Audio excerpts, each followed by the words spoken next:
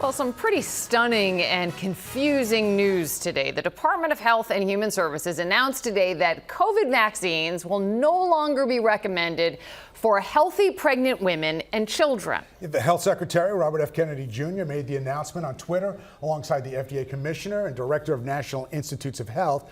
Last week, the FDA said it is overhauling how it approves COVID-19 vaccines, a move that may limit future shots to older Americans. Well, ABC's medical correspondent, Dr. Darien Sutton, joins us now with much more on this. So much to unpack here. First, let me just ask you, what is your reaction to this? The same as what you described, the shock, the confusion. In fact, from these results or from this report, I had to ask the question, what is our goal here? Is it to prevent people from being hospitalized? Is it to prevent the complications of COVID-19?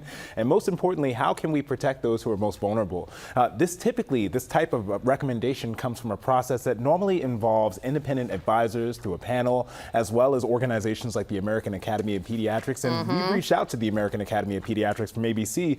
And we got a quote here, and I think it's really important. The statement was, we were kind of blindsided by the announcement. We were not consulted about this. That's from the president, or excuse me, the chair of the American Academy of Pediatrics. This is remarkable to me because Liz jumped on right away to the CDC website. And, you know, its recommendations, if you go to the CDC right now, is it says pregnant women are at risk for COVID and should get updated vaccine. In fact, at the height of the COVID pandemic, doctors reported an unprecedented surge in pregnant women hospitalized and in critical condition after a COVID infection. So is this no longer true? It's not. It is not. It is not no longer true. To answer your question, this statement that we're posting here on the screen is still accurate. You know, during the pandemic, obviously still now, I've seen and treated patients who have suffered from complications of COVID-19.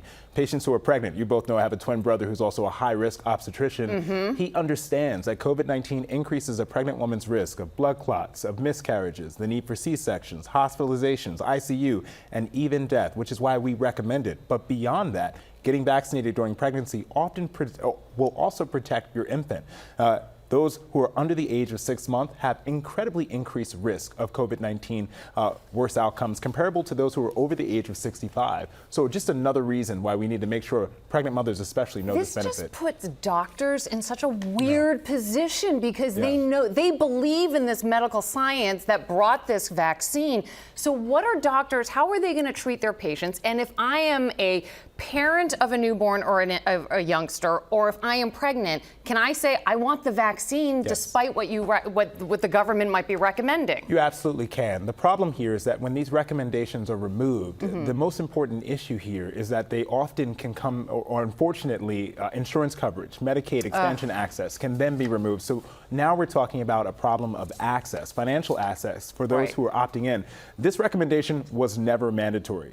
Removing this recommendation just prevents those who want to opt into that to have coverage. And that's really what we're trying to understand here.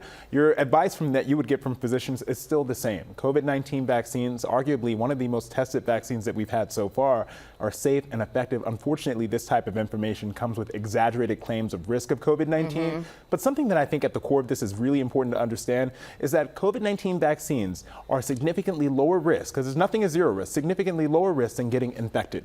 And in that equation, those two things you can never move. So you have to understand picking the best option, the lowest risk option, which is getting vaccinated. And we don't want to see what is happening with the measles outbreak down south happen with COVID again. Exactly. It's just of course.